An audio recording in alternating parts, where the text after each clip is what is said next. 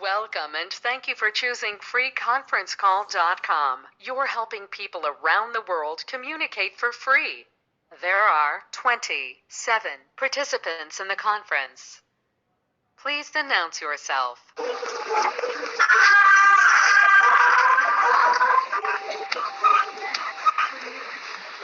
All participants are muted.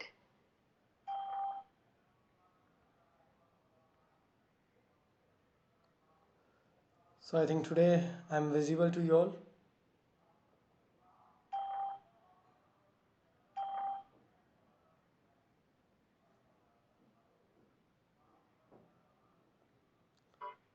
Aditya Singh Rathod, can you hear me? Aditya? Yes, sir. बेटा Yes, sir. Visible है आपको?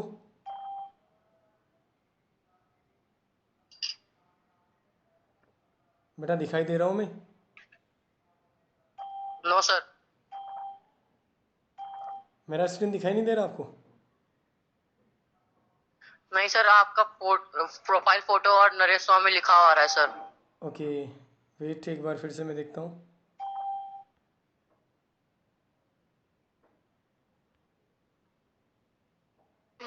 Okay, Neelam, can you hear me? Okay. Neelam बेटा, सुनाई दे रहा आपको? अनम्यूट करो और एक बार जवाब दे दो कि ये स्क्रीन दिखाई दे रही है क्या आपको? दिखाई दे रही क्या? No sir. Okay, wait.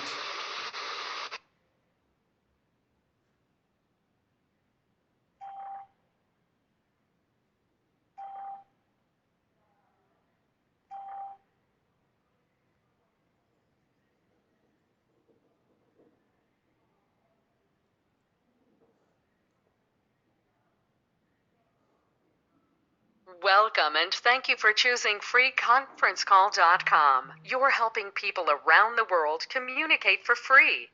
There are 2 participants in the conference. Please announce yourself. बेटा आप दिखाई दे रहा है?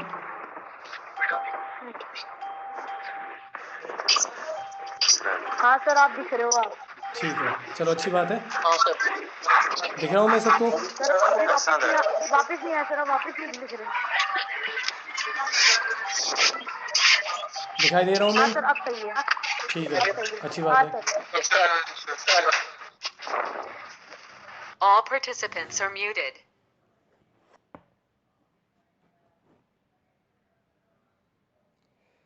ओके, तो अब स्टार्ट करते हैं अपना सेशन। ध्यान से समझना, क्योंकि आज का जो टॉपिक है बहुत ज़्यादा इम्पोर्टेंट होगा। बहुत ज़्यादा ध्यान से समझना इसे। और जैसे कि कल की तरह अगर किसी के कनेक्शन प्रॉब्लम आता है, कोई दिक्कत नहीं है। बिल्कुल कल की तरह आपको ये वीडियो शाम तक मिल जाएगा, उसमें कोई दिक्कत नहीं आएगी आपको। ओके, सो इसका टेंशन मत लीजिएगा कि आपको कुछ दिखाई नहीं दे रहा है या कुछ भी। यहाँ पर जो है सब कुछ रिकॉर्ड कर रहा हूँ मैं, एवरीथिंग, सब कुछ।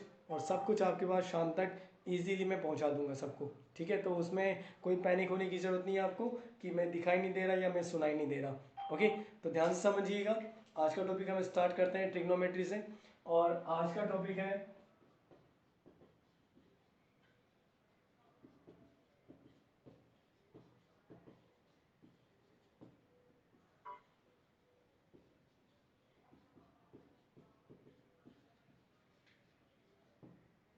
trigonometric ratios of some specific angles.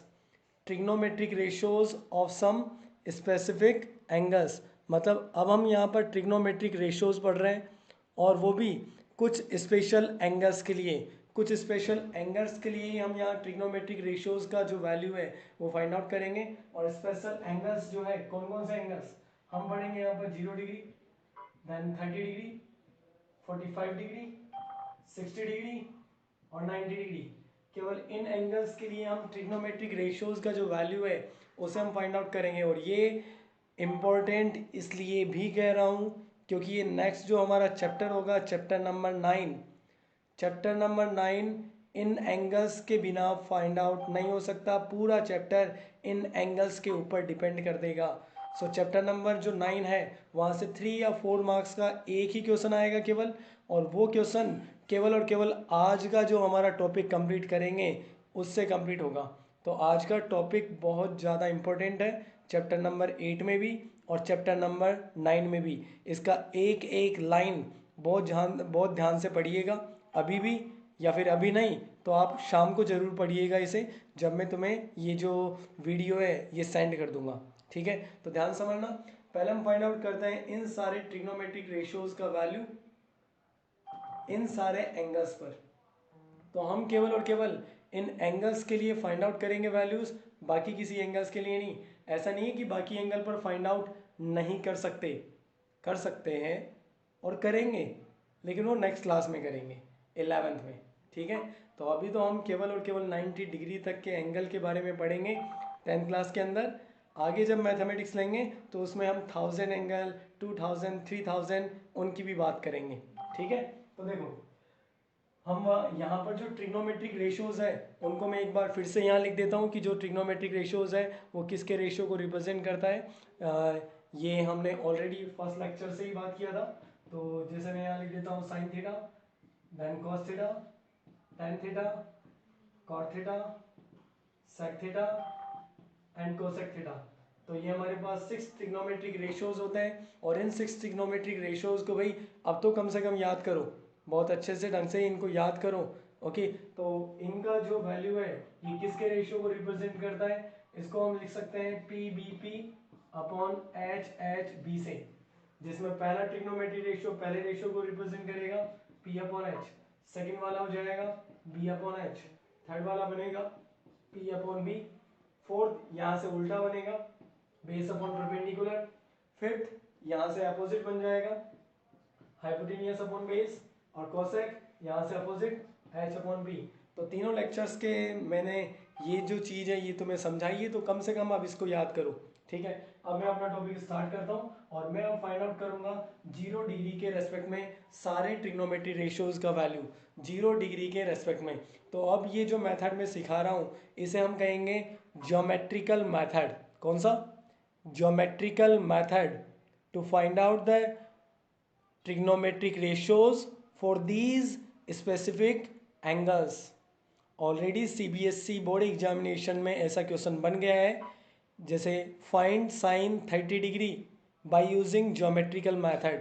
तो मैं ये एक्चुअल तरीका समझा रहा हूँ, उसके बाद लास्ट में आज मैं तुम्हें ये भी करा दूंगा कि इनको हम डायरेक्ट याद कैसे करें, एक डायरेक्ट टेबल लिखने का तरीका भी मैं समझाऊंगा। लेकिन पहले तो इनका एक्चुअल मेथड समझो यहाँ पर। तो एक्चुअल मेथड से मैं इन सारे ट्रिग्नोमेट्री रेशियोज को फाइंड आउट कर रहा हूँ। तो मैं पहले फाइंड आउट कर रहा हूँ थीटा इक्वल टू 0 डिग्री। ध्यान से समझना, क्योंकि इसको समझाते ही इसके साथ में जो तुम्हें प्रॉब्लम आ रही है, जो तुम्हें डाउट आएगी, वो मैं डाउट क्लियर करूंगा। 0 डिग्री वाला मैं पूरा एक्सप्लेनेशन कर रहा हूँ, एक बार ध्यान से समझ लेना। देखो, मान लेते हैं कि हमारे पास एक राइट एंगल ट्राइंगल है, राइट एंगल ट्राइंगल जिसका नाम है ए बी एंड सी, जिसके अंदर ये एंगल है हमारे पास 90 डिग्री। ठीक है, थोड़ा सा बड़ा बना लेता हूँ ताकि तुम्हें भी विजिबिलिटी में थोड़ा इजी रहेगा और समझने में ज़्यादा आसानी रहेगा। सो ये है ट्राइंगल ए बी सी, इसमें ये एंगल है 90 डिग्री। मान लो कि मैं यहाँ रख देता हूँ थीटा को। ठीक है, थीटा मेरा यहाँ पर है, कहीं पर भी हो कोई दिक्कत नहीं है, हमें तो 0 डिग्री करना है। 0 डिग्री करेंगे हम, तो एंगल को डिक्रीज करके अब मैं 0 डिग्री करूँगा। देखना ध्यान से, अगर ये थीटा है तो थीटा के सामने ये परपेंडिकुलर है, ये 90 है तो 90 के सामने ये हाइपोटेनियस है, और इस थर्ड साइड को मैं क्या कहूँगा, बेस। ठीक है, अब मैं थीटा को करता हूँ 0 डिग्री। थीटा को कितना करना है, 0 डिग्री। एंगल को करना है 0 डिग्री। फिलहाल 0 डिग्री है क्या? नहीं, ये तो कुछ ना कुछ थोड़ा सा एंगल है 30-40 डिग्री के आसपास। अब मुझे इसको करना है 0 डिग्री। तो अब 0 डिग्री कैसे करेंगे, ध्यान से समझना। देखो, अगर ये जो हाइपोटेनियस है ना, हाइपोटेनियस का पोजीशन अगर मैं यहाँ ला देता हूँ, मान लो कि अगर ए बी यहाँ की बजाय यहाँ पर आ जाए, ए बी यहाँ आ जाए, तो क्या इससे एंगल में कोई फर्क पड़ा क्या? बिल्कुल पड़ा। एंगल क्या हो गया, छोटा हो गया एंगल, एंगल छोटा हो गया। अगर मेरा हाइपोटेनियस यहाँ से उठकर यहाँ आ जाता है तो उससे एंगल डिक्रीज हो गया, थोड़ा सा कम हो गया। तो बस कम करते जाओ और तब तक कम करो जब तक वो 0 डिग्री नहीं हो जाता। ठीक है, अब एंगल को और कम कर दो, तो हाइपोटेनियस अगर और यहाँ पर आ गया तो अब एंगल और कम हो गया। लेकिन एंगल के साथ साथ एक चीज और कम होती जा रही है, मेरा परपेंडिकुलर। पहले परपेंडिकुलर इतना बड़ा था, अब इतना हुआ, फिर इतना हुआ, ठीक है। चलो कोई बात नहीं, हम तो हाइपोटेनियस को और डिक्रीज करेंगे, ठीक है। हाइपोटेनियस उठाकर यहाँ ले आओ, तो हाइपोटेनियस का जब मैं पोजीशन चेंज करूंगा तो उससे एंगल और छोटा हो गया, बहुत छोटा सा एंगल हो गया, बहुत छोटा सा, बिल्कुल जीरो के करीब आता जा रहा है ये। लेकिन इससे क्या हो गया, परपेंडिकुलर जो मेरा था वो भी धीरे धीरे धीरे धीरे कम हो गया, ठीक है। अब अगर मैं हाइपोटेनियस को पूरा बेस के ऊपर ही रख दूंगा, हाइपोटेनियस अगर बेस के ऊपर ही आ जाएगा तो ये जो एंगल है ना, ये पूरा एंगल कितना हो जाएगा, 0 डिग्री। तो एंगल 0 डिग्री हो जाएगा अगर मेरा हाइपोटेनियस कहाँ पर आ जाए, बेस के ऊपर। तो हाइपोटेनियस जब बेस के ऊपर आ जाएगा तो उससे एंगल जो है वो 0 डिग्री बन जाएगा और उससे परपेंडिकुलर मेरा कम होता होता होता होता खत्म हो जाएगा। तो if theta equal to 0 degree, तो इस केस में क्या हुआ, इस केस में परपेंडिकुलर तो हो गया खत्म, पूरी तरह से खत्म हो गया। देखो परपेंडिकुलर पहले छोटा हुआ, फिर और छोटा हुआ, फिर और छोटा हुआ, और छोटा हुआ, और लास्ट में जब हाइपोटेनियस बेस के ऊपर आ गया ना, पूरी तरह से ओवरलैप हो गया, तो इधर से परपेंडिकुलर क्या हो गया, पूरा 0 हो गया। तो इधर से परपेंडिकुलर पूरा 0 हो गया और हाइपोटेनियस किसके ऊपर आ गया था, बेस के ऊपर। तो हाइपोटेनियस फिर इक्वल माना जाएगा बेस के, और कितना हम मान लेते हैं, उससे मैं मान लेता हूँ कि हाइपोटेनियस और बेस आपस में इक्वल है, किसी x के इक्वल है। तो हाइपोटेनियस और बेस ओवरलैप हो गए थे, ओवरलैप होने का मतलब है ये दोनों आपस में इक्वल माने जाएंगे, तो मैंने इनको इक्वल कर दिया। अब देखो भाई, कईयों के दिमाग में ये बात आती है कि भाई सर ने एंगल को 0 डिग्री कर दिया तो फिर तो वो ट्राइंगल ही नहीं बचेगा ना। सुन रहे हो, ध्यान से सुनो दोबारा। अगर मैंने एंगल को 0 डिग्री कर दिया, अगर ट्राइंगल के एक एंगल का वैल्यू 0 हो गया तो ट्राइंगल ही खत्म हो ही गया ना। देखो परपेंडिकुलर 0 हो गया, लेकिन याद रखो मैं यहाँ 0 डिग्री करने के चक्कर में ये याद नहीं रखूंगा कि ट्राइंगल बचता है या नहीं बचता, बिल्कुल भी मुझे फर्क नहीं पड़ता। मुझे तो क्या देखना है, ट्रिग्नोमेट्री रेशो का वैल्यू। मैं ये कंडीशन ऑब्जर्व कर रहा हूँ कि जिस वक्त मैं एंगल को 0 डिग्री कर दूंगा उस वक्त इसकी साइड पर क्या फ़र्क पड़ेगा, बस वही मुझे देखना है। इसकी साइड पर क्या फ़र्क पड़ेगा वो मुझे ऑब्जर्व करना है, और उसको ऑब्जर्व करने के लिए मैंने थीटा को 0 किया है। चाहे ट्राइंगल ख़त्म हो गया, हो जाने दो, हमें कोई प्रॉब्लम नहीं है। हमें तो 3 साइड मिलनी चाहिए, 3 साइड की वैल्यू मिलनी चाहिए, जो कि मिल गई हमें। 3 साइड की वैल्यू मिल गई, बस काम हो गया हमारा। अब हमें कोई मतलब नहीं है कि ट्राइंगल बचता है या ट्राइंगल नहीं बचता, ट्राइंगल बचे तो ठीक, नहीं बचे तो ठीक, हमें कोई दिक्कत नहीं है। तो थीटा को 0 करने में ट्राइंगल ख़त्म हो जाएगा, ये बात बिल्कुल सही है। लेकिन मैं यहाँ पर फिर भी ट्राइंगल के बारे में नहीं सोचूंगा, क्योंकि मुझे तो केवल ट्राइंगल की जो साइड है उससे मतलब है। मुझे इंटरेस्ट ट्राइंगल के अंदर नहीं है, ट्राइंगल की साइड के अंदर है, कि ट्राइंगल की साइड का वैल्यू कितना होगा। मैं एक बार यहाँ ऑब्जर्व करता हूँ कि भाई जब मैं 0 डिग्री कर दूंगा तो उस वक्त कौन सी साइड पर क्या फ़र्क पड़ेगा, वही देखना चाहता हूँ मैं बस, और कुछ नहीं है मेरे को मतलब। ठीक है, तो मुझे अब 3 साइड मिल गई, 3 साइड मिलते हैं, अब मैं सारे ट्रिग्नोमेट्री रेशो निकाल सकता हूँ। तो अब एक एक करके मैं सारे ट्रिग्नोमेट्री रेशो निकालूंगा, और क्योंकि मैंने थीटा को 0 डिग्री कर दिया है, इससे जहाँ जहाँ थीटा दिख रहा है इस थीटा की जगह अब हम 0 0 0 लिखेंगे। तो अब मैं लिखूंगा साइन 0, कॉस 0, टेन 0, कॉट 0, सेक 0 और कोसेक 0, क्योंकि मैंने थीटा को क्या कर दिया, 0 कर दिया। तो अब मैं थीटा की जगह 0 डिग्री लेने वाला हूँ, क्योंकि मैंने सारे जो अपने एंगल है उनमें यहाँ थीटा लिखा था, और थीटा का वैल्यू जब मैंने 0 डिग्री कर ही दिया, थीटा को जब मैंने 0 डिग्री बना ही दिया, तो मैं साइन 0, कोस 0, टेन 0, कॉट 0, सेक 0 और कोसेक 0 इन सब का वैल्यू निकालता हूँ। देखो साइन क्या होता है, परपेंडिकुलर अपॉन हाइपोटेनियस, ये रहा परपेंडिकुलर अपॉन हाइपोटेनियस, रखो वैल्यू। परपेंडिकुलर कितना है, 0 है, हाइपोटेनियस कितना है, x, और 0 में किसी का भी डिवाइड होता तो क्या आता है, 0। तो ये साइन 0 डिग्री का आंसर 0 के इक्वल। कोस, कोस कितना होता है, बेस अपॉन हाइपोटेनियस, तो बेस कितना है, बेस बेस है x, हाइपोटेनियस हाइपोटेनियस भी है x, दोनों इक्वली तो है, तो x अपॉन x, और कैंसिल होंगे तो आंसर कितना आएगा, 1। फिर मैं टेन 0 डिग्री की बात करता हूँ, तो टेन 0, टेन क्या होता है, परपेंडिकुलर अपॉन बेस, तो ये है परपेंडिकुलर अपॉन बेस, रखो वैल्यू। परपेंडिकुलर, परपेंडिकुलर कितना, 0, बेस बेस कितना है x, और 0 में किसी का डिवाइड करते हैं तो 0 आता है। ठीक है, कॉट 0 डिग्री, कॉट कॉट क्या होता है, बेस अपॉन परपेंडिकुलर होता है, तो यहाँ रख देंगे हम बेस अपॉन परपेंडिकुलर, तो बेस अपॉन परपेंडिकुलर। ओके, थोड़ा छोटा लिख रहा हूँ लेकिन फिर भी देखने की कोशिश करना, एक बार ध्यान से सुनना। Base upon perpendicular, base base upon perpendicular, क्या है बेस? बेस है x, ठीक है, बेस हो गया x, अपॉन में है परपेंडिकुलर, क्या है परपेंडिकुलर? परपेंडिकुलर है 0, तो 0 का मुझे डिवाइड करना है, और 0 का अगर मैं कहीं पर भी डिवाइड करता हूँ तो उससे आता है इन्फिनिटी, या फिर उससे कहते हैं हम नॉट डिफाइंड, तो ये हो जाएगा नॉट डिफाइंड। तो अब मैं फाइंड आउट करूंगा, यहाँ पर फाइंड आउट कर लेता हूँ, एक तो sec 0 और एक cosec 0, इन दो को फाइंड आउट करते हैं। तो पहले हम फाइंड आउट करते हैं sec 0 डिग्री। तो sec क्या होता है? हाइपोटेनियस अपॉन बेस, रखो वैल्यू, हाइपोटेनियस का वैल्यू, बेस का वैल्यू, हाइपोटेनियस और बेस दोनों बराबर है, x के बराबर है, तो x अपॉन x, यानी इसका रिजल्ट कितना आ जाएगा? 1 के इक्वल, तो इसका रिजल्ट हो गया 1 के इक्वल। ओके, तो sec 0 डिग्री का जो वैल्यू है वो 1 बन गया। अब लास्ट में cosec 0, तो cosec क्या होता है?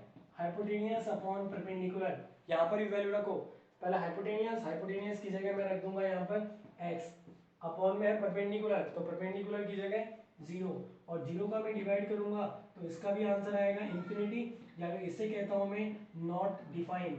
ये डिफाइंड नहीं होता क्योंकि 0 का किसी भी नंबर के अंदर मैं यहाँ पर डिवाइड नहीं कर सकता, तो ये नॉट डिफाइंड। तो देखो 0 डिग्री के रेस्पेक्ट में मैंने वैल्यू फाइंड आउट किया, और ये ज्योमेट्रिकल मेथड है, बोर्ड एग्जामिनेशन में ज्योमेट्रिकल मेथड पूछा जाता है, पूछा गया है ऑलरेडी, वैसे ओके ऑलरेडी पूछा गया है कि ज्योमेट्रिकल मेथड से इस ट्रिग्नोमेट्री रेशियो का वैल्यू फाइंड आउट करो। तो मुझे क्या करना था? थीटा को 0 करना था, तो उसके लिए मैंने किसका हेल्प लिया? हाइपोटेनियस का। हाइपोटेनियस का मैं पोजीशन जो है धीरे धीरे डिक्रीज करता रहा, उससे परपेंडिकुलर मेरा छोटा हो गया। अगर हाइपोटेनियस यहाँ आएगा तो परपेंडिकुलर छोटा, एंगल भी छोटा, फिर हाइपोटेनियस यहाँ पर तो परपेंडिकुलर और छोटा और एंगल भी छोटा। ऐसे करते करते जब हाइपोटेनियस बेस के ऊपर ही आ गया तो मेरा एंगल जो है वो पूरी तरह से यहाँ से खत्म हो जाएगा, और एंगल खत्म हो गया तो थीटा हो गया 0, लेकिन उस केस में परपेंडिकुलर भी 0 हो गया और हाइपोटेनियस बेस के ऊपर आ गया था, मतलब इन दोनों का ओवरलैपिंग माना गया। ओवरलैपिंग का मतलब कोइंसिडेंट, और coincident things are equal to each other, तो उन दोनों को मान लिया मैंने x के इक्वल। और अब मुझे यहाँ 3 साइड पता चल गई थी, इन 3 साइड की हेल्प से मैंने सारे ट्रिग्नोमेट्री रेशियो फाइंड आउट कर लिए। तो अब मैं तुम्हारे पास आता हूँ, देखता हूँ कि किसका क्या डाउट है।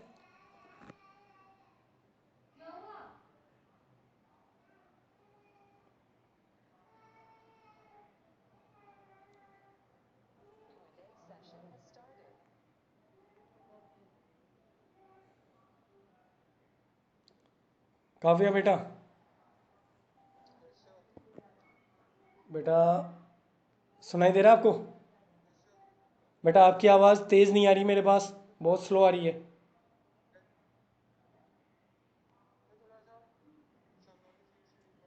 एक सेकंड, हाँ समझ में नहीं आया हाँ, क्या चीज़ समझ में नहीं आई? सर। थोड़ा बहुत ये छोटा छोटा छोटा जो हो रहा है ना, बहुत ज्यादा स्मॉल हो। अच्छा, वो तो मैंने किया है बेटा। परफेक्ट। देख, मैंने एक टारगेट चूज़ किया कि मुझे थीटा को कम करना है, और थीटा को कितना करना है? 0 डिग्री। 0 डिग्री करने के लिए इसको तो मुझे नीचे लाना ही पड़ेगा ना, ऐसे बनना था, तो इसको धीरे धीरे मैं नीचे लेके आया। तो नीचे लेके आने के चक्कर में ये जो एंगल है ना वो 0 हो गया, तो एंगल को मुझे 0 बनाना था, बाकियों से मेरे को कोई मतलब नहीं है, बाकी 0 बने, बाकी ख़त्म हो, कुछ भी हो जाए, बाकियों से मुझे कोई लेना देना नहीं है। मेरा तो टारगेट था एंगल को कम करना, और एंगल को कम करने का मेरे पास कोई और रास्ता था नहीं। मेरे को तो ये दिखा कि मैं हाइपोटेनियस को धीरे धीरे करके नीचे ले आता हूँ, तो नीचे लाने के चक्कर में मैंने थीटा को तो 0 बना दिया, लेकिन ये जो बेस था ना मेरा, वो देखो हर बार कम होता गया। बेस पहले इतना हुआ, फिर इतना हुआ, फिर इतना, और फिर ये जो सॉरी ये परपेंडिकुलर, और परपेंडिकुलर भी मेरा अपने आप 0 हो गया। कुछ समझ में आया बेटा तुझे? श्योर। हाँ, और कुछ पूछना है तुझे वैसे?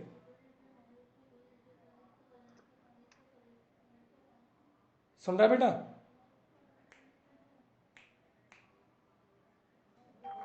ठीक है, किसी और के पास में आते हैं। भाव्या, आपको सजेस्ट करूंगा कि आप अपना ऑडियो अब म्यूट कर लो। पढ़ बेटा, सुन रहे हो? पढ़। सर, हाँ बोलो बेटा। थीटा को हम दोनों में से किसी भी एंगल पे रख सकते हैं ना? बिल्कुल रख सकते हो, जहां मर्जी ये रखो, उससे कोई दिक्कत नहीं है, लेकिन एंगल को तो 0 करना पड़ेगा तुम्हें।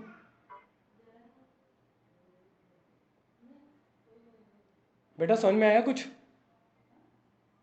Yes sir. ओके, इसके अलावा कोई डाउट है तुम्हारा? No sir. बाकी सब कुछ समझ में आ गया अच्छे से? Yes sir. ओके बेटा, अपना ऑडियो म्यूट करो, किसी और का भी क्वेश्चन लेता हूँ अब मैं।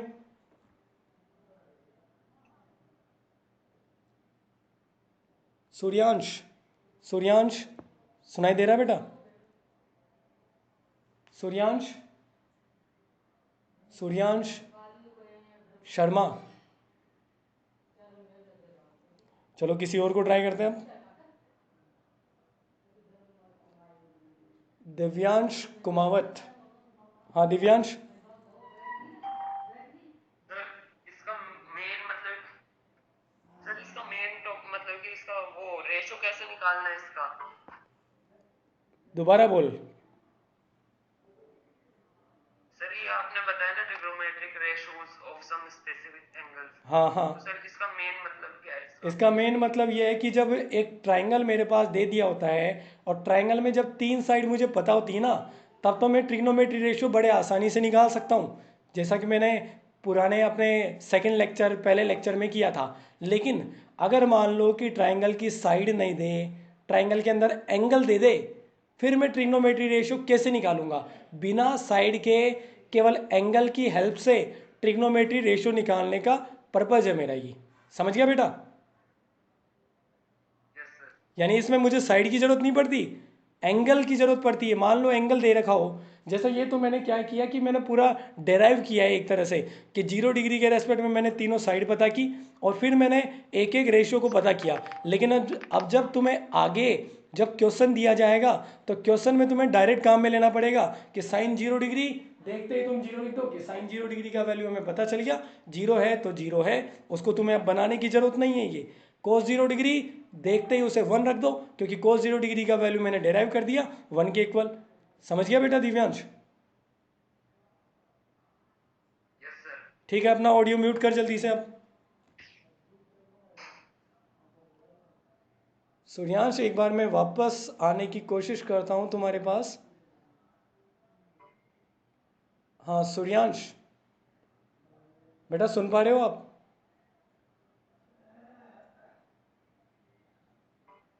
नहीं सुन रहा। भाव्या बेटा, दोबारा से क्या डाउट आ गया?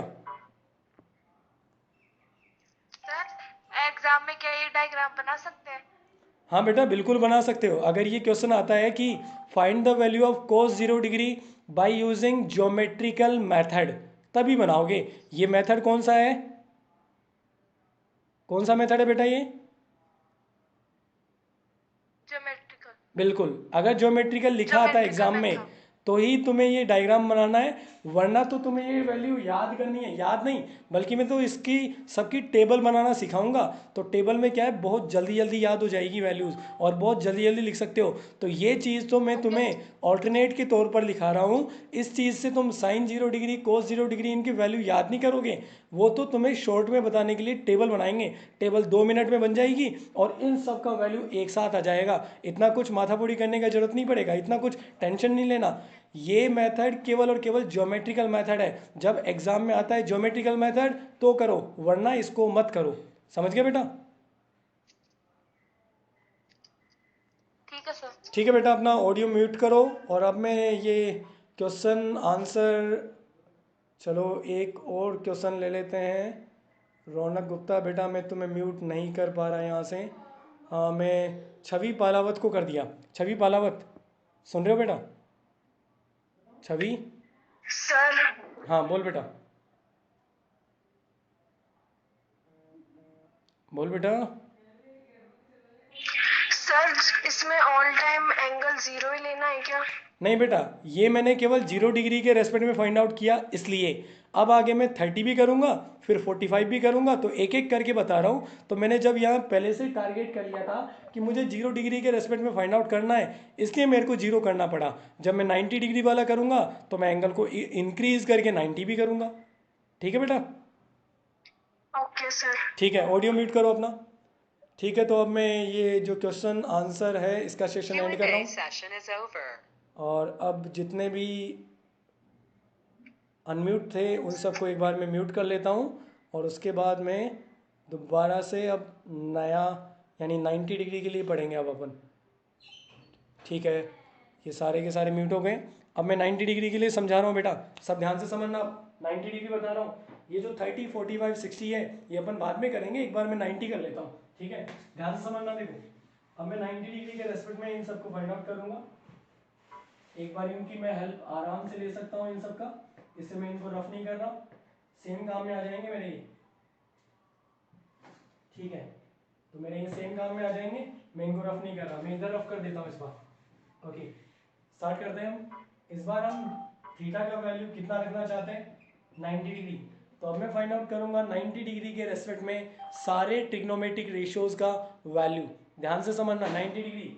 तो अब वापस मैं मान लेता हूँ कि मेरे पास एक राइट एंगल ट्राइंगल है जिसमें ये ए, ये पॉइंट बी, ये पॉइंट सी और यहाँ पर है 90 डिग्री, और इसे मान लेता हूँ मैं थीटा।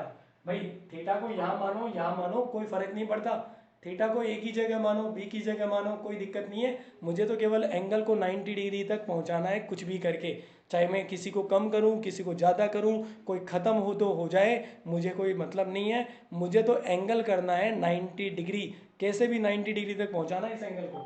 ठीक है, तो अब देखो ये थीटा है तो इसके सामने वाला साइड हो गया परपेंडिकुलर, इसको मैं कहूँगा बेस और इसको मैं कहूँगा हाइपोटेनियस। अब मुझे ये 90 डिग्री करना है थीटा। अब भाई एक बात मैं तुम्हें बताता हूँ, एक ट्राइंगल के अंदर दो एंगल 90 डिग्री के नहीं हो सकते। एक एंगल तो ये पहले से 90 है, सुनना ध्यान से, एक एंगल तो पहले से ही 90 है और अब मैं थीटा को भी क्या कर रहा हूँ 90। तो एक ट्राइंगल के अंदर दो दो एंगल 90 होते हैं क्या, होते ही नहीं है, क्योंकि उन दोनों का एडिशन 180 हो गया, तो फिर तीसरा एंगल तो 0 डिग्री निकला। तो एक ट्राइंगल के अंदर दो एंगल 90 डिग्री नहीं होते, ये मुझे बहुत अच्छे से पता है, लेकिन फिर से मैं यही बात बोलूँगा कि मुझे उससे कोई लेना देना नहीं है। मुझे तो बस ये जानना है कि इसकी साइड पर क्या फ़र्क पड़ेगा, कौन सी साइड ख़त्म होगी और कौन सी साइड किसके इक्वल होगी, मुझे तो बस इतना सा जानना है। बाकी मैं थीटा को 90 डिग्री करने जा रहा हूँ अब, चाहे एक ट्राइंगल के अंदर दो एंगल 90 हो चाहे तीन 90 हो, मुझे कोई लेना देना नहीं है। मुझे तो केवल और केवल इसकी साइड से मतलब है कि परपेंडिकुलर का वैल्यू कितना होगा, बेस का वैल्यू कितना होगा, हाइपोटेनियस का वैल्यू कितना होगा। ठीक है, तो इस बार मुझे एंगल को इंक्रीज करना है। इंक्रीज कैसे करें, सुनना ध्यान से।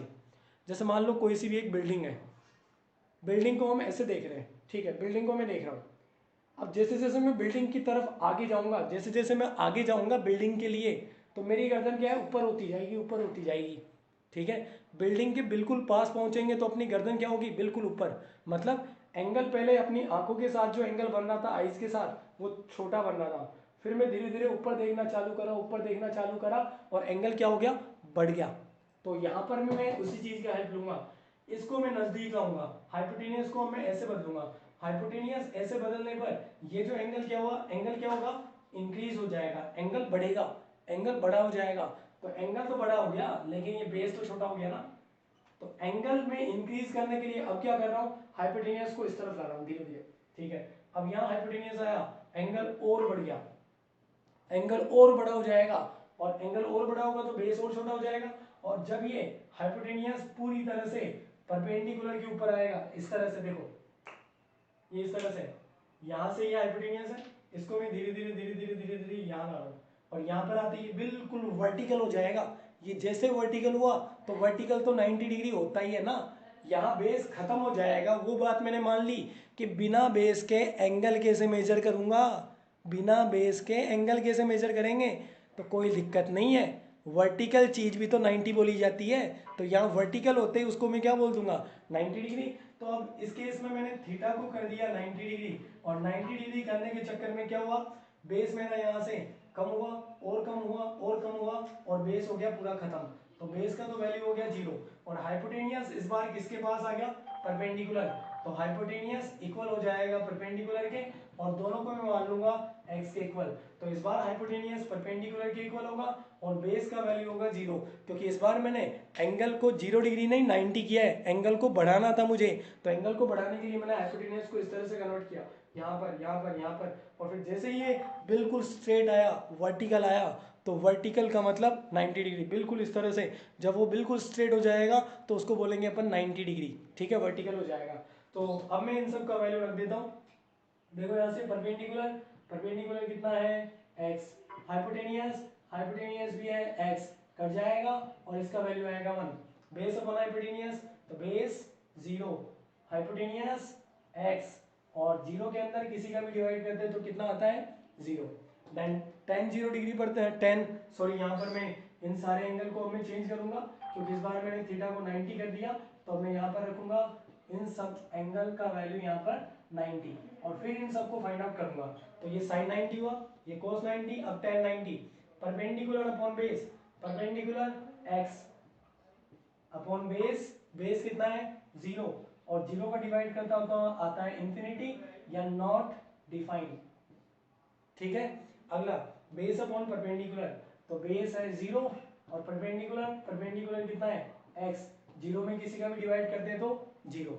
अब sec 90 और cosec 90 फाइंड आउट करते हैं। हाइपोटेनियस अपॉन बेस, तो इस बार हाइपोटेनियस, हाइपोटेनियस कितना है x, अपॉन में बेस है, बेस कितना है 0 और 0 का डिवाइड करते तो आता है इंफिनिटी या फिर इसे कहते हैं हम नॉट डिफाइंड। ओके, लास्ट है cosec 90, तो cosec, cosec होता है हाइपोटेनियस अपॉन परपेंडिकुलर, हाइपोटेनियस है x, परपेंडिकुलर भी x, तो यह आएगा x अपॉन x और इसका वैल्यू हो जाएगा 1 के इक्वल। तो जहाँ पर cos sin 90 आएगा, sin 90 का वैल्यू हो गया 1 के इक्वल, सो sin 90, cos 90, tan 90। अब हम इन सबको डायरेक्टली अपने क्वेश्चन में सीधा का सीधा काम में लेंगे, इनकी वैल्यू अब दोबारा निकालने की ज़रूरत नहीं है, ये इनके वैल्यू फिक्स हो गए। जहाँ मुझे sin 90 दिखेगा अब मैं उसकी जगह 1 रखूँगा। ठीक है, तो मैं वापस आता हूँ तुम्हारे पास में और तुमसे अपनी जो डाउट है वो पूछता हूँ। Q&A session has started. Okay, Shashank Bohra का डाउट आया है। शशांक बोहरा सुन रहे हो बेटा मुझे? हाँ सर। बोल बेटा। हेलो सर, समझ में नहीं आया, आपने जो डायग्राम से एक्सप्लेन कर रहे हो, डायग्राम ही समझ में नहीं आ रहा। ठीक है, डायग्राम को दोबारा समझ ले, बाकी प्रोसेस। हाँ सर, वो तो समझ में आ गया। ठीक है, दोबारा सुन और जवाब देते रहना जो जो मैं तेरे से पूछता रहूँ। ठीक है,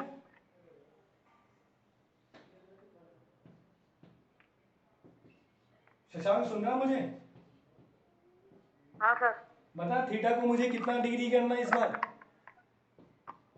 सर 90। 90 डिग्री, तो मतलब थीटा अभी 90 है क्या अभी, या 90 से कम है?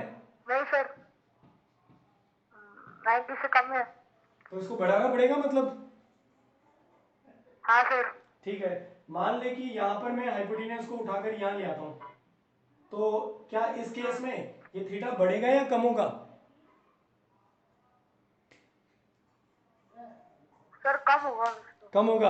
अब एक चीज का जवाब देना शशांक, मेरे को सुन रहा ना तू? ठीक है, मान ले कि तेरे सामने एक पोल खड़ा है और तू उससे कुछ डिस्टेंस पर यानी खड़ा है सामने के सामने। ठीक है, एज्यूम कर लिया आपने, आपको एज्यूम कर लिया? हाँ। ठीक है, अब तू बिल्कुल पोल के पास जा रहा है, यहाँ से जैसे ये पोल है, ये तू है और ये पोल के पास जा रहा है। तो पोल के पास जाएगा तो तेरे को टॉप पॉइंट देखने के लिए गर्दन को ऊपर करना पड़ेगा या गर्दन को नीचे? सर ऊपर ही करना पड़ेगा ना। गर्दन को ऐसे ऊपर करना पड़ेगा ना तेरे को। हाँ। तो अब सुन, तू पहले यहाँ था, फिर बाद में गर्दन ऊपर हुई, ऊपर हुई, ऊपर हुई, ऊपर हुई, ऊपर हुई, तो यहाँ पर जो मेरा आई के साथ एंगल बन रहा था, देख ऐसे ऐसे एंगल बन रहा था पहले मेरा। हाँ, फिर वो ऐसे हुआ, फिर ऐसे हुआ, फिर ऐसे हुआ, तो ऐसे में एंगल इंक्रीज हो रहा है डिक्रीज हो रहा है, बता। सर इंक्रीज हो रहा है। ठीक है, सुन, यहाँ पर ये तू है, ये पोल है, यहाँ पर आगे आगे बढ़ा तू, तो ये एंगल अब इंक्रीज माना जाएगा, पहले से ज्यादा माना जाएगा या कम माना जाएगा?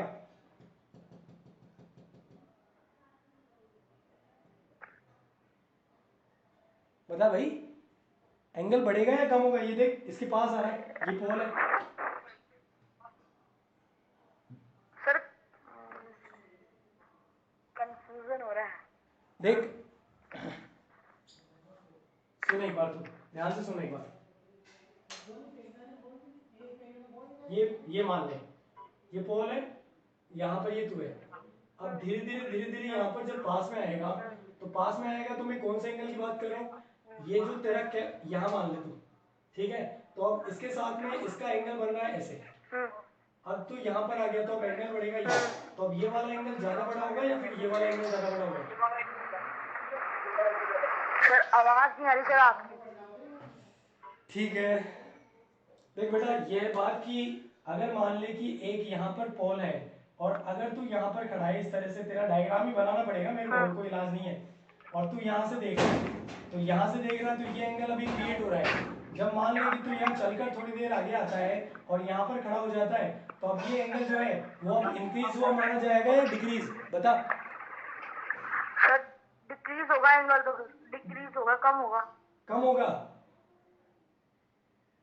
अरे बेटा तू क्या बोल रहा है, मतलब सर क्योंकि अपन पहले पीछे से तो पीछे था वो बात सही है, लेकिन तेरे को यहाँ पर गर्दन थोड़ी कम रखनी पड़ी, फिर तेरे को यहाँ गर्दन बढ़ गई, तो इन दोनों के बीच में ये गैप बढ़ा या नहीं बढ़ा भाई? यहाँ पर पहले तू ऐसे देख रहा था, फिर बाद में यूं देखेगा, तो तेरा एंगल यहाँ से डिक्रीज होगा या इंक्रीज होगा?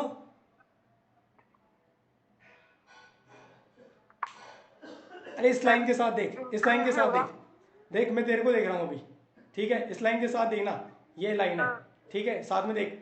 अब ये मेरा तेरा एंगल बन रहा है बिल्कुल सामने के सामने, ठीक है, फोन का और मेरा एंगल बन रहा है। अब मैं ऊपर देख रहा हूँ, ऊपर देख रहा हूँ, ऊपर देख रहा हूँ, ऊपर देख रहा हूँ, ऊपर देख रहा हूँ, बता एंगल में कम हुआ ज्यादा हुआ, बता। अरे जब सर ज्यादा हुआ। ज्यादा हो रहा है ना, तो ये भी तो जब नजदीक आएगा तो गर्दन ऊपर करेगा ना, ये भी जब पास में आएगा तो गर्दन ऊपर करेगा या नीचे करेगा? हाँ।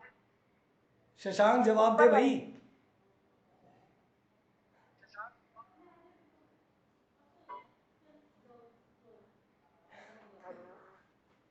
चलो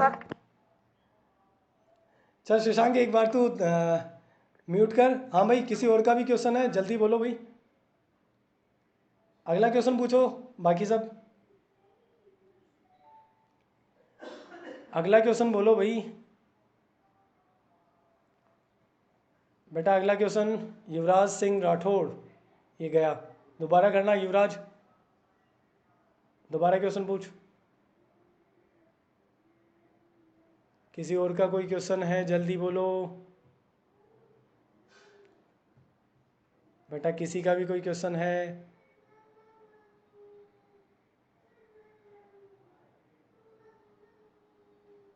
बेटा किसी का भी कोई क्वेश्चन है?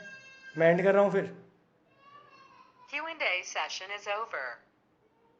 चलो एक बार फिर से Q&A देख लेता हूँ, session has started. डाउट है किसी का?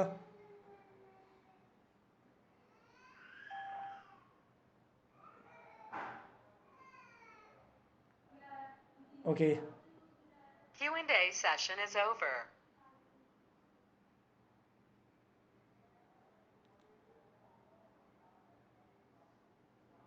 भाव्या बेटा सुनाई दे रहा तुम्हें? Bhavya Yadav, yes sir. मेरी स्क्रीन दिखाई दे रही है तुम्हें? No sir. क्या दिखाई दे रहा है फिर आपको? सर ब्लैंक बिल्कुल। ओके एक सेकेंड, किसी और के पास भी ट्राई करता हूँ मैं।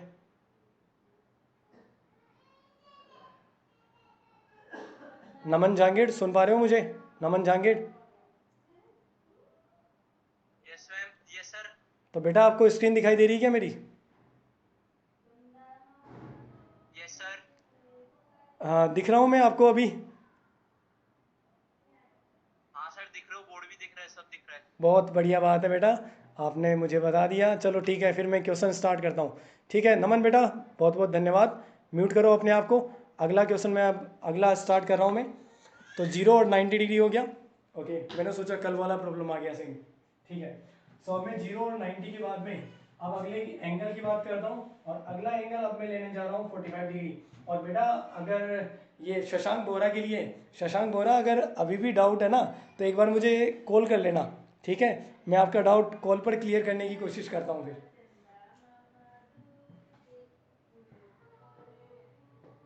ओके अब हम यहाँ पर जो थीटा का वैल्यू लेने जा रहे हैं वो लेने जा रहे हैं 45 degree.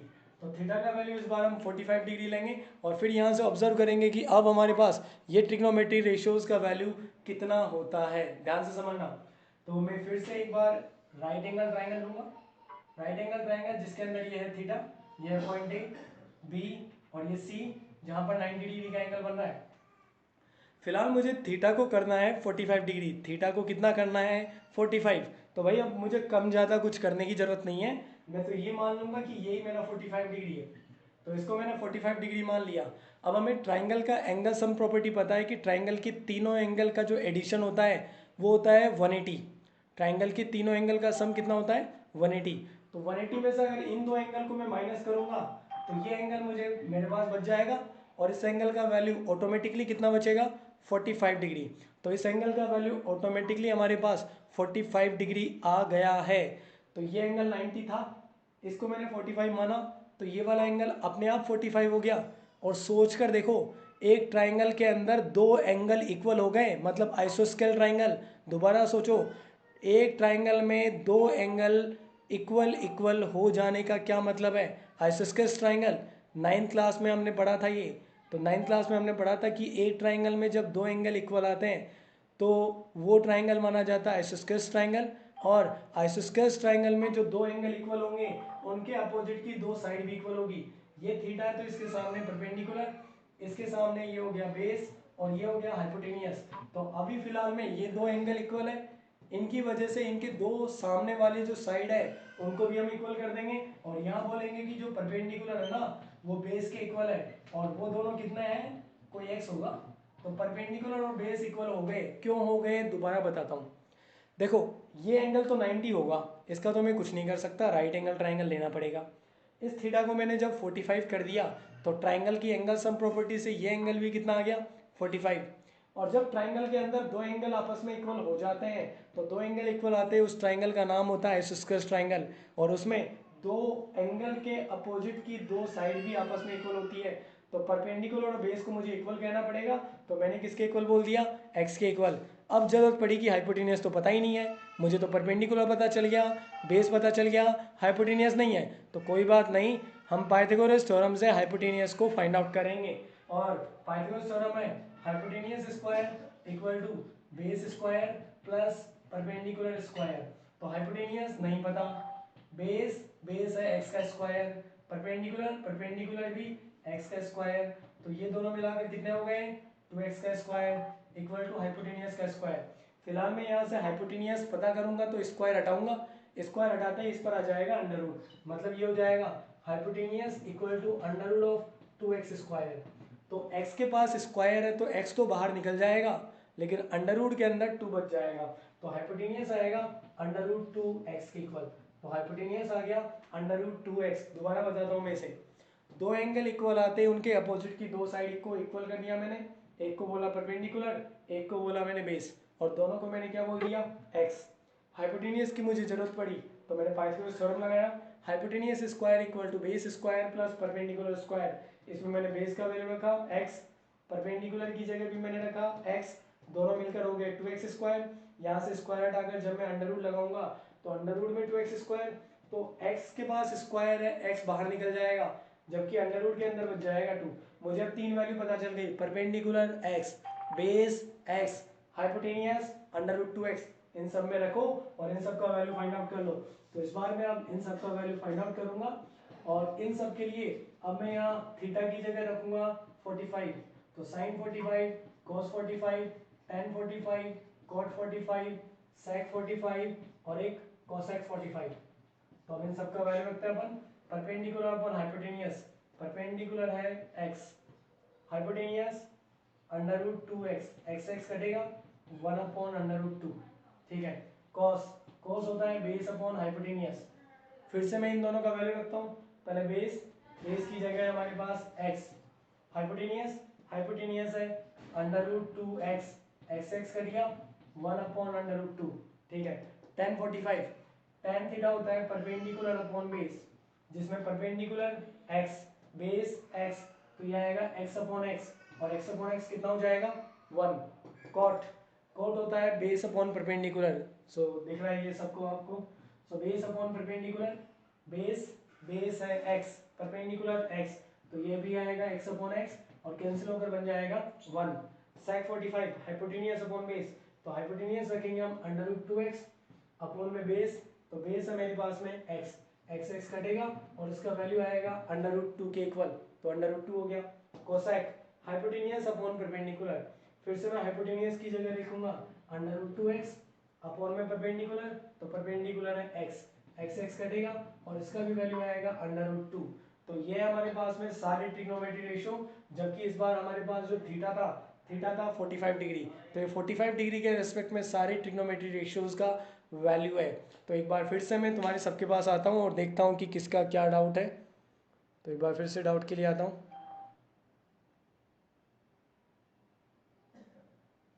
Q&A session has started.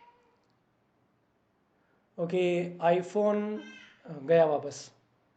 ठीक है, पुलकित को लेता हूँ मैं। पुलकित, सुनाई दे रहा है? पुलकित, पुलकित, पुलकित। ठीक है,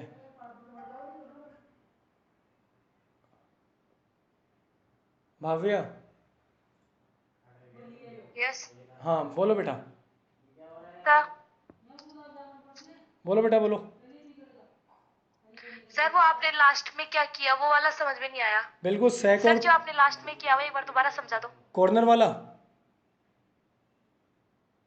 देख। Yes sir. ठीक है, सेक 45 और कोसेक 45 में फाइंड आउट करूंगा। तो सेक थीटा होता है हाइपोटेनियस अपॉन बेस। इसके अंदर मैं पहले हाइपोटेनियस की वैल्यू रखूंगा। हाइपोटेनियस की वैल्यू है √2x अपॉन में बेस। तो बेस की वैल्यू थी मेरे पास में x, मैंने x का डिवाइड किया, x x कर दिया, तो आंसर आ गया √2 बस। कोसेक, कोसेक में हाइपोटेनियस अपॉन परपेंडिकुलर। तो हाइपोटेनियस का वैल्यू फिर से यही है √2x अपॉन में परपेंडिकुलर है, और परपेंडिकुलर का वैल्यू है मेरे पास x, x x कर दिया, और ये भी आ गया √2। भाभी बेटा समझ में आ गया तुम्हें? Yes sir. कोई और डाउट है बेटा आपको? No sir. ठीक है बेटा, अपना ऑडियो म्यूट करो आप। ओके, सौविक म्यूट नहीं कर पा रहा मैं आपको। सौविक नहीं कर पा रहा। इस बार एक नया नाम आया है, अभिषेक। अभिषेक सुन रहे हो? Yes sir. हाँ बोलो बेटा। ये ट्रायंगल वाला समझ में नहीं आया। कौन सा? ये टाइम 45 वाला। यहाँ से पूरा ही समझ में नहीं आया या क्या समझ में नहीं आया? सर नीचे वाला समझ में आ गया, ऊपर वाला समझ में नहीं आया। अच्छा, ऊपर वाला समझ में नहीं आया। चल देख ले, एक बार दोबारा देख ले, और तू अपना जवाब देते रहना बीच में, ठीक है? Yes sir. देख, सबसे पहले मुझे थीटा का वैल्यू 45 रखना था, तो मैंने एक राइट एंगल ट्राइंगल ले लिया। राइट एंगल ट्राइंगल है तो ये एंगल तो 90 डिग्री परमानेंट रहने वाला है, इसको तो कोई बदल नहीं सकता। ये है मेरा थीटा।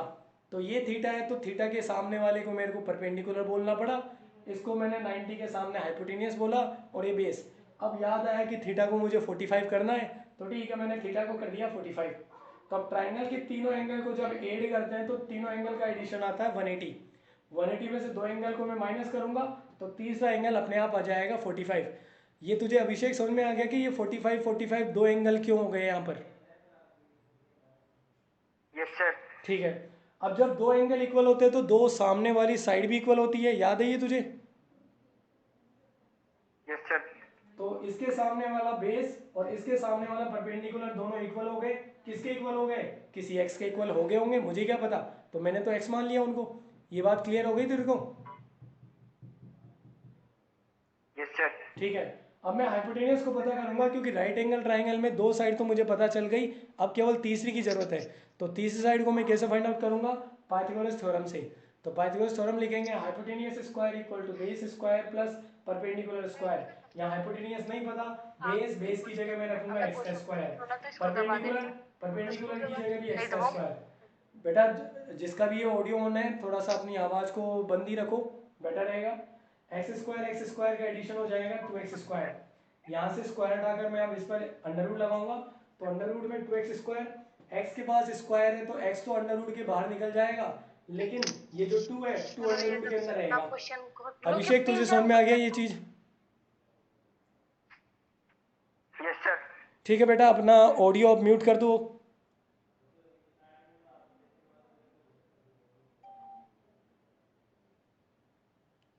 ये जैन राज सुनाई दे रहा है बेटा?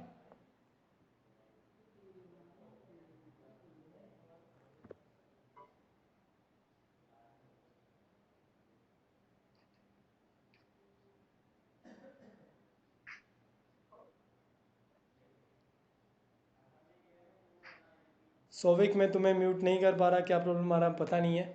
हाँ बेटा सुनाई दे रहा है तुम्हें काव्या?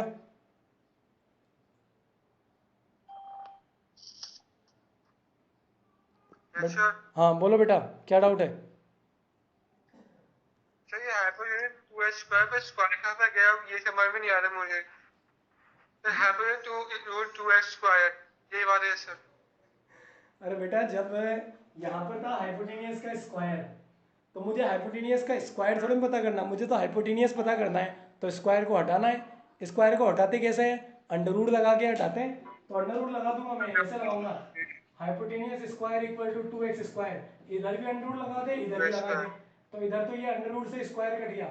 इधर इधर क्या हुआ? इधर x के पास तो स्क्वायर है लेकिन 2 के पास नहीं है, तो x तो उसको काट कर बाहर निकल जाएगा, लेकिन 2 कैसे निकलेगा बाहर? इसे लिखूंगा मैं √2x। अब समझ में आया क्या तेरे को? जैसा आ गया।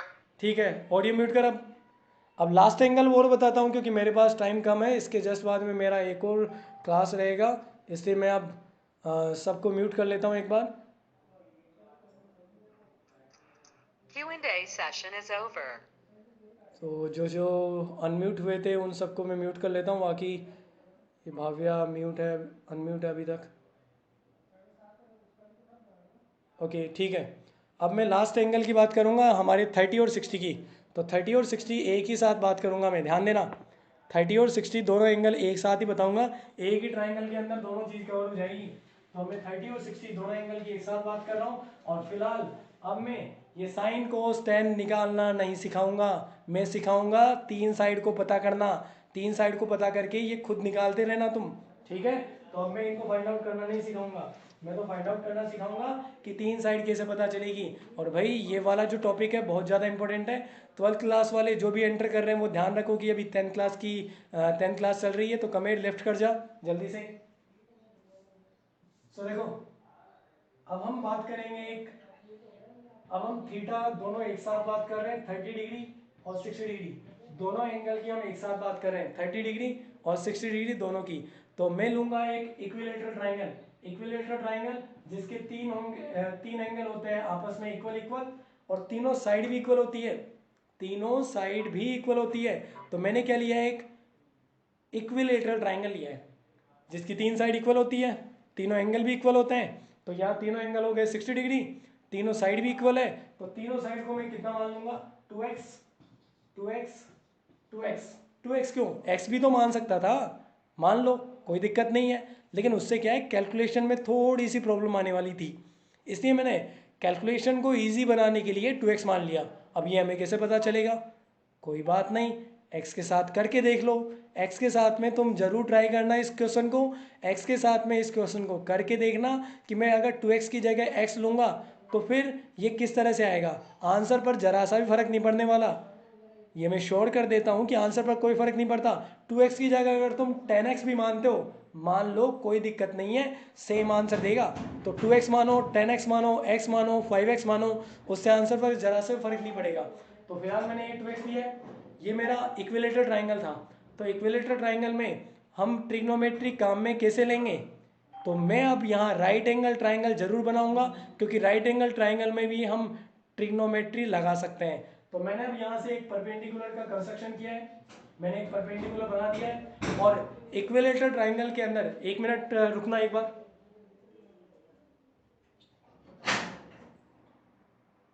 रोक नहीं सकते क्या?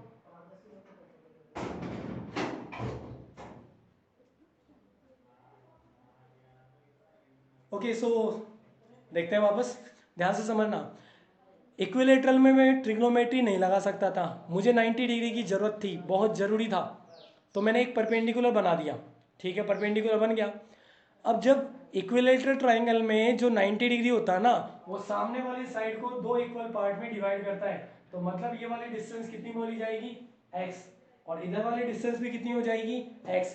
पहले मैंने इक्विलेटरल बनाया, ठीक है, मुझे 90 डिग्री की ज़रूरत पड़ी, ट्रिग्नोमेट्री तो तभी लगेगी, इसलिए मैंने परपेंडिकुलर खुद कंस्ट्रक्शन किया। और ये इक्विलेटरल ट्राइंगल की प्रॉपर्टी होती है कि जब मैं 90 बनाता हूँ तो सामने वाली साइड इक्वल पार्ट में अपने आप डिवाइड हो जाती है, इसलिए 2x को आधे आधे में बांट दूंगा मैं, ये हो जाएगा x, ये हो जाएगा 2x। और ये जो मेरा ट्राइंगल है, अब मैं इसको हाईलाइट कर लूंगा, ध्यान दे लो, ये है ए बी सी। मैं इस ट्राइंगल को अलग से यहाँ देख लेता हूँ, ए बी सी, कितना है ये वाला डिस्टेंस x, AC का डिस्टेंस कितना है 2x, ये एंगल कितना है 60 डिग्री और ये वाला एंगल 90 डिग्री। भैया एंगल सम प्रॉपर्टी का काम में लो, एंगल सम प्रॉपर्टी करोगे तो इन दोनों को 180 में से माइनस करोगे और माइनस करने पर ये अपने आप कितना बचेगा 30 डिग्री। ठीक है, 30 डिग्री 60 डिग्री, यहाँ मैंने थीटा रखा तो इसके रेस्पेक्ट में 30 के रेस्पेक्ट में सारी वैल्यू आ जाएगी मेरे पास, और अगर मैं यहाँ थीटा रख दूंगा तो 60 के रेस्पेक्ट में आ जाएगी। तो जहाँ थीटा रखना है रखो, लेकिन रखने से पहले एक बार ए बी तो पता कर लो। जब मुझे ए बी पता चल जाएगा तो एक बार मैं यहाँ थीटा रखूँगा, सारे ट्रिग्नोमेट्री रेशियो निकाल लूँगा, फिर एक बार यहाँ थीटा रखूँगा, सारे ट्रिग्नोमेट्री रेशियो आ जाएंगे, तो मैं ए बी को पता करूँगा। पाइथागोरस में फिर से काम में लेता हूँ, पाइथागोरस है hypotenuse square equal to base square plus perpendicular square, मतलब A C square equal to B C square plus A B square. Value put करते हैं, ए सी का लेंथ कितना है 2x का होल स्क्वायर, बी सी का लेंथ कितना है x का स्क्वायर प्लस ए बी नहीं पता तो ए बी को रहने दो, ये हो जाएगा 4x square equal to x square plus A B का स्क्वायर। एक्स स्क्वायर को माइनस में लाओ तो 4x स्क्वायर में से एक माइनस हो जाएगा तो बचेगा 3x square equal to A B का स्क्वायर। स्क्वायर हटाकर इधर अंडर रूट लगा दो तो under root 3x square equal to A B, x के पास स्क्वायर है, एक्स बाहर निकलेगा और अंदर रहेगा अंडर रूट 3, यह आ गया ए बी का डिस्टेंस, तो ए बी का डिस्टेंस आ गया x अंडर रूट 3। भाई बार बार मैं पाइथागोरस थ्योरम को काम में ले रहा हूँ, अब तक तो मेरे ख्याल से काम में लेना थोड़ा बहुत सीख गए होंगे, मुझे 3 साइड पता चल गई।